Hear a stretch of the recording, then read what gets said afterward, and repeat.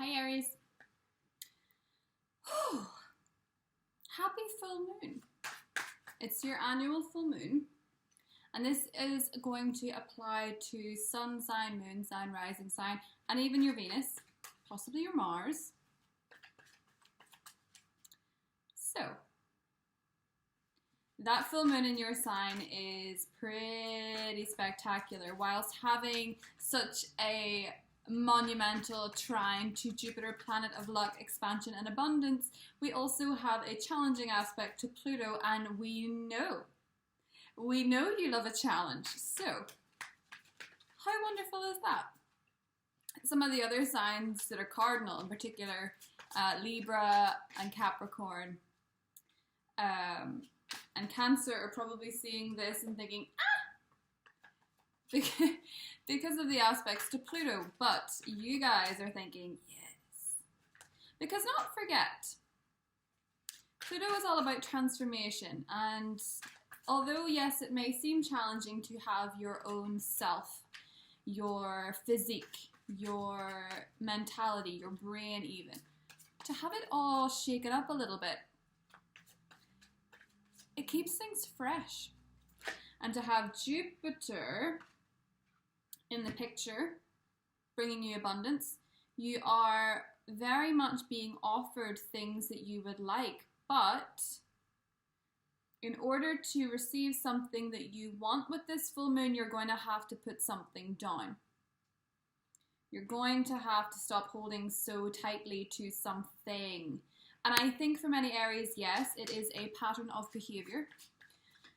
For those of you plowing full steam ahead in your career, it would be worth assessing where you could possibly be a bit more open to teamwork, be a bit more open to offers of assistance, and be very much open to something brand spanking new. Possibly an alliance with an air sign or a Capricorn, Aquarius, Libra, or Gemini. Your career is actually, Aries, taking off quite well because you are very well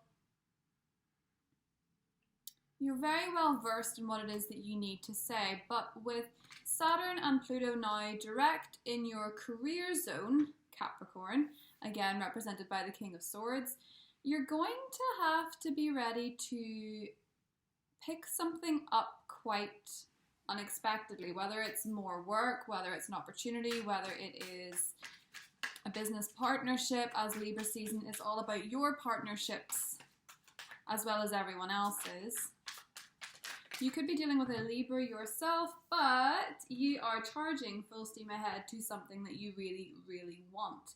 Be it a family, be it university, be it a new job, be it a promotion. You have your eye on some kind of prize, and it is end goals. And you're going straight for it. We like this. We like seeing the leap from an ace to a 10. We like seeing that you are making progress. We like seeing that you are very, very ambitious and very determined, and that Pluto is actually pushing you to make waves. Now, you could be interested in, romantically, somebody who doesn't give very much away, somebody who's very hard to read, somebody who keeps their feelings to themselves, and somebody that you sometimes suspect maybe doesn't have any feelings. That's what the King of Swords can do. He comes across as really quite cold at times, but with the Nine of Wands, you don't mind a challenge, even romantically speaking. For others of you with the Nine of Wands that are tired of this challenge because it's been going on a while, I sense that the full moon is maybe making you reconsider things because you feel as though, particularly if you're dealing with a Libra, Aries, there is a lot of stuff going on in your head that you would rather not be dealing with when you have so many other things on the table. So romantically speaking, Aries, although this is Libra season and it's very much about partnerships, and we have some very interesting energy in Scorpio, unless you're being treated like a goddess, you're going to lose interest very quickly. Or a god. You want to be treated like this. You want to be fed grapes, you want to be fed bananas, whatever it is that tickles your fancy. You want to be adored, and you're realizing that there's no point settling for less. So if somebody in your life isn't giving you the attention that you desire, you're seriously contemplating going elsewhere. Even though in Libra season the desire to merge is so very strong, when your annual full moon comes up against the sun in your partnership sector, you do have to reconsider the power dynamics in your relationship, and I think a lot of you are done with the way things were. 10 of Swords. For those of you that are single, you've had some challenges with Chiron being in your sign that is bringing you a lot of thought regarding where your wounds are. And I think a lot of Aries, although you love to plow on, you love to enjoy life, sometimes assessing the past before you move forward can be quite important. Mercury has slipped into Scorpio. Yeah, Venus is in Scorpio, and Mercury is going to go retrograde in Scorpio. So, perhaps the past, very deep, intimate connections come a-knocking again, and you're possibly thinking, 3 of Pentacles and the 6 of Wands, that you maybe want to give something a second shot. Or someone a second shot. Whether that is wise or not depends very much on the situation. But if you are dealing with a Libra, Aries, there's a lot to be thinking about there. A lot of Aries, in the spirit of this reading, and not to make you sound less than, because I don't want to confuse. Well, it's an important distinction that we have to learn is that whenever somebody rejects us, really it's not personal. You think it's personal, but what you don't realize is that this person, particularly if it is a Libra, particularly if it is an air sign, has other stuff, other baggage and things that they aren't acknowledging themselves. So if you feel like somebody is neglecting you, you feel like you were ghosted by somebody or mistreated by somebody, 4 of Pentacles and the 4 of Cups, their rejection of you was a reflection of their rejection of themselves. So don't take it personally. I think if you've been rejected by an air sign, Aries, there's every chance that this person that made you feel 10 of Swords-esque rather than the Empress, or flickered dangerously between the two, is making a solid return in your life. So what you do with that information is up to you. Every situation's different. But Mercury does that thing where it brings where we have not had closure back around. And even when you think you've had closure, it's almost as though it pops right up before you. If it is not somebody from the past and you're hoping to heal energies, for a lot of you, that may be possible. But I think for many Aries, the clue to your pain is in your past. With the Empress here, a lot of Aries have possibly dealt with devastating loss that has made them question their very own sense of self, their own beauty, their own worth. And that's why this full moon is so very important, because it's linking up with Jupiter to expand what you need to expand. Jupiter expands, Pluto transforms. So you're ending up with a much fuller cup than you were even originally offered in many ways.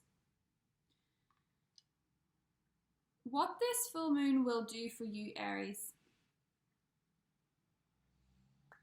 it will give you the perspective that you need on a situation which otherwise seemed to be stagnant and going nowhere. You're realizing your worth and your importance in a situation, and that can transform it dramatically. Just a certain shift within yourself, because the shifts in energy are quite big in October, and they have been very, very pivotal to most of the horoscopes and the tarot scopes. But with the 10 of Pentacles and the Chariot, I think in terms of career, you guys are ready to plow on ahead regardless of what your current status is. There's a lot of recognition here. There's a lot of support and community as well. People really seeing you for what you bring to the table.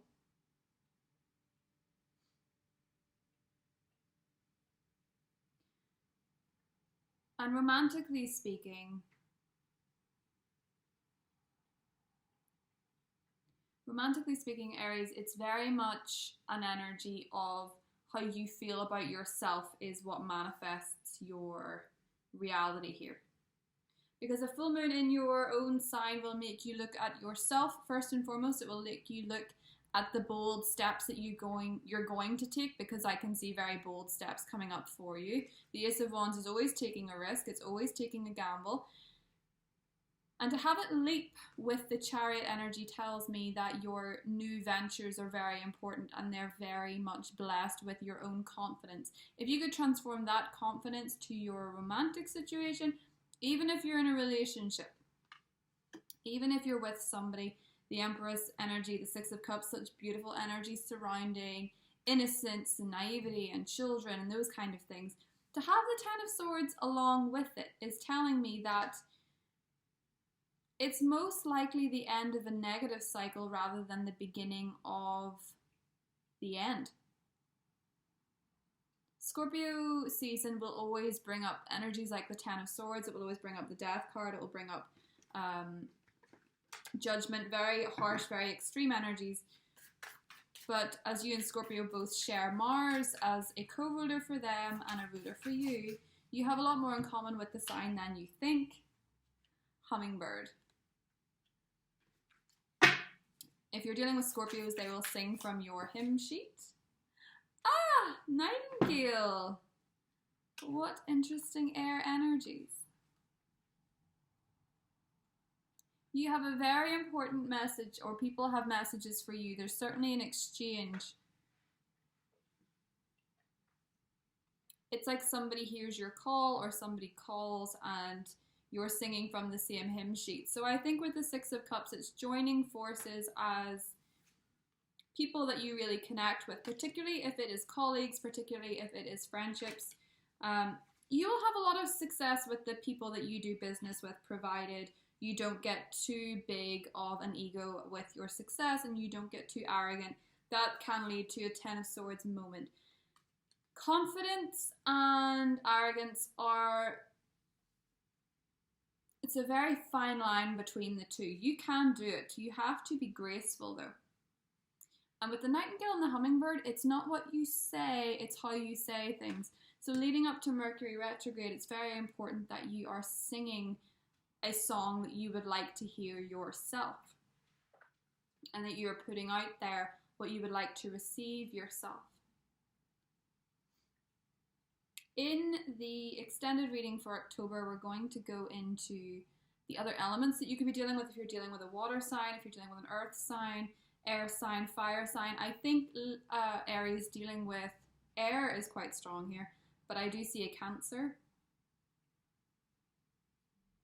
that you really would like something long term with, or at least something a bit more stable than you're receiving.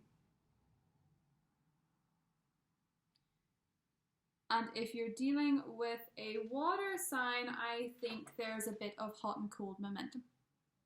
But we will go into that in the extended reading. I love you guys very much. Thank you so much for your continued support on the channel and on Vimeo and on Instagram. It's all linked below. I will see you guys in the next set of readings. I'm probably going to be doing mid-monthly readings, which will be out next week. So, love you, Aries. Bye.